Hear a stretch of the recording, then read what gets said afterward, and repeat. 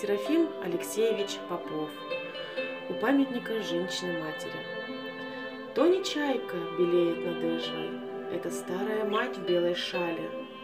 Много лет уже смотрит с надеждой в лиловые тихие дали. Мой сыночек, гроза ли бушует, или солнце сияет лучами? 30 весен сюда прихожу я, 30 лет я тебя здесь встречаю.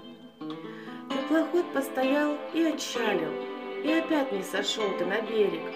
Я слабею, впадаю в отчаяние, но ведь каждая мать ждет и верит.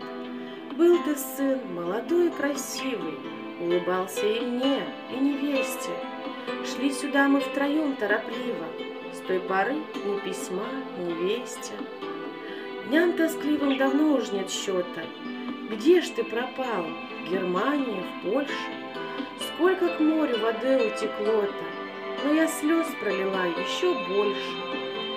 То не чайка белеет над Эжвой, это мать молодого солдата, все не может проститься с надеждой и все смотрит и смотрит куда-то.